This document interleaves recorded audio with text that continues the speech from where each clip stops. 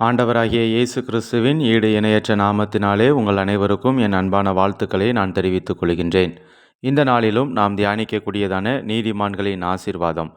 நீதிமொழிகளின் புஸ்தகம் 15ஆம் அதிகாரம் 29ஆம் வசனம். துன்மார்க்கருக்கு கர்த்தர் தூரமாய் இருக்கிறார், நீதிமான்களின் ஜெபத்தையோ கேட்கிறார். இந்த வசனத்திலிருந்து நாம் அறிந்து கொள்ளக்கூடிய காரியம் என்னவென்றால், துன்மார்க்கர் கர்த்தரை நோக்கி கூப்பிடுகின்ற பொழுது தேவன் அவர்களுக்கு செவி கொடாமல் தூரமாக இருக்கின்றார். ஆனால் நீதிமான்கள் கர்த்தரை கூப்பிடுகின்ற பொழுது, கர்த்தரை நோக்கி ஜெபிக்கின்ற பொழுது, கர்த்தர் அவர்கள் அருகில் நின்று அவர்களுடைய ஜெபத்தை கேட்கின்றவராக இருக்கின்றார். அதைத்தான் நாம் வேதத்திலே நாம் பார்க்கின்றோம். நீதிமான்களின் ஜெபத்தையோ கர்த்தர் கேட்கிறார். ஜெபம் என்பது நமக்கும் தேவனுக்கும் இடையே உள்ள உறவிற்கான ஒரு பாலமாகும். இந்த ஜெபத்தின் மூலமாக நாம் நம்முடைய தேவைகளை, குடும்பத்தின் தேவைகளை, நம்முடைய சூழ்நிலைகள் எல்லாவற்றையும் தேவனிடத்திலே நாம் தெரியப்படுத்துகின்றோம். மேலும் நாம் செய்கிற அந்த ஜெபத்திற்கு தேவன் பதில் தர வேண்டும் என்று சொல்லி நாம் விரும்புகின்றோம். நம்முடைய தேவன் ஜெபத்தை கேட்கிறவராக, நம்முடைய ஜெபத்திற்கு பதில் கொடுக்கிற ஆண்டவராக இருக்கின்றார். ஆனால் துன்மார்க்கருடைய ஜெபத்தையோ ஆண்டவர் கேட்கிறதில்லை என்று சொல்லி வேதத்தின் மூலமாக நாம் அறிந்து கொள்ளுகின்றோம். மேலும் ஒரு சிலருடைய ஜெபத்தை ஆண்டவர் கேட்கிறதில்லை. நீதிமொழிகளின் புஸ்தகம் 28ஆம் அதிகாரம் 9ஆம் வசனத்தின்படி, வேதத்தை கேளாமல் செவியை விலக்கிறவனுடைய ஜெபம் கேட்கப்படுகிறதில்லை. யாக்கோபு 4ஆம் அதிகாரம் 3ஆம் வசனத்தின்படி, இச்சை நிறைவேறுகிறதற்காக தகாத விதமாய் செய்கிறவர்களுடைய ஜெபம் கேட்கப்படுகிறதில்லை. சங்கீதம் 66:18 இருதயத்தில் அக்கிரம சிந்தையோடு கூடிய ஜெபத்தை செய்கிறவர்களுக்கு ஜெபம் கேட்கப்படுகிறதில்லை. ஆனால் ஒரு மனிதன் தேவனுக்கு முன்பாக நீதிமானாக, உத்தமனாக வாழ்கின்ற பொழுது அந்த மனிதர் செய்யக்கூடியதான ஜெபத்தை கர்த்தர் கேட்கின்றவராக இருக்கின்றார். அதைத்தான் யாக்கோபு 5ஆம் அதிகாரம் 16ஆம் வசனத்தினுடைய பின்பகுதியிலே பார்க்கின்றோம். நீதிமான் செய்யும் ஊக்கமான வேண்டுதல் மிகவும் பலனுள்ளதாக இருக்கின்றது.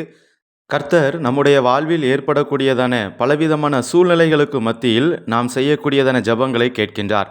உதாரணமாக சங்கீதங்களின் புஸ்தகம் 20ஆம் சங்கீதம் 1ஆம் வசனத்திலே பார்க்கிறதை போல, ஆபத்து நாளில் நாம் கர்த்தரை நோக்கி கூப்பிடுகிற பொழுது, கர்த்தரிடத்தில் நாம் ஜெபிக்கின்ற பொழுது ஜெபத்தை கேட்கிறார். மேலும் சங்கீதங்களின் புஸ்தகம் 6ஆம் சங்கீதம் 8-9 வசனத்தின்படி, நம்முடைய கண்ணீரின் மத்தியில் தேவனை நோக்கி நாம் ஜெபிக்கின்ற பொழுது தேவன் நம்முடைய ஜெபத்தை கேட்கிறார் என்று சொல்லி நாம் பார்க்கின்றோம். இந்த நாளிலும் கூட நாம் வேதாகமத்திலே நீதிமானாக, உத்தமனாக வாழ்ந்த ஒரு மனிதனுடைய ஜெபத்தை தேவன் எவ்விதமாக கேட்டு பதில் கொடுக்கிறார் என்று சொல்லி நாம் தியானிக்க இருக்கின்றோம். 2 நாளாகமங்களின் புஸ்தகம் 20ஆம் அதிகாரத்திலே எசேக்கியா ராஜாவை குறித்து நாம் வேதத்திலே கற்றுக்கொள்கிறோம்.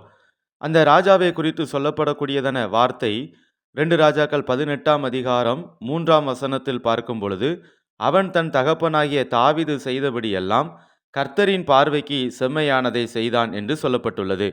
5ஆம் வசனத்திலே, அவன் இஸ்ரவேலின் தேவனாகிய கர்த்தரின் மேல் வைத்த நம்பிக்கையிலே அவனுக்கு பின்னும் அவனுக்கு முன்னும் அவனை போல் ஒருவனும் இருந்ததில்லை என்று சொல்லி பார்க்கிறோம்.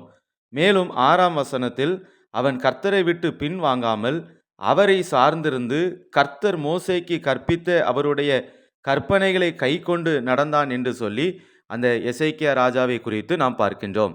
இந்த எசேக்கியா ராஜாவின் வாழ்க்கையை பார்க்கின்ற பொழுது மரணத்துக்கு ஏதுவான வியாதி அவனுடைய வாழ்க்கையில் வருகிறது. ஆகவே தேவன் ஏசாயா தீர்க்கதரிசியின் மூலமாக, நீர் பிழைக்க மாட்டீர், வீட்டு காரியத்தை ஒழுங்குபடுத்தும் என்று சொல்லி கர்த்தருடைய வார்த்தையை சொல்லி அனுப்புகிறார். இந்த வார்த்தையை கேட்ட உடனே இந்த எசேக்கியா ராஜா தேவனுக்கு முன்பாக, நான் உண்மையும் மன உத்தமமாய் நடந்து உமது பார்வைக்கு நலமானதை செய்தேன் என்று கண்ணீரோடு கூட ஜெபிக்கிறதை நாம் பார்க்கின்றோம்.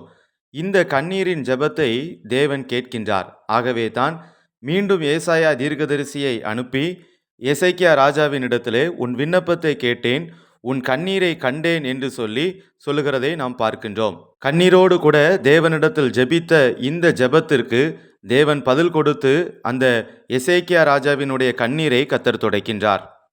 இதேபோல் நாமும் தேவனுக்கு முன்பாக மன உண்மையும் உத்தமமாய் நீதிமான்களாக நடந்து தேவ சமூகத்திலே நாம் ஜெபிக்கின்ற ஜெபத்திற்கு ஆண்டவர் நிச்சயம் பதில் கொடுக்கிறவராக இருக்கின்றார்.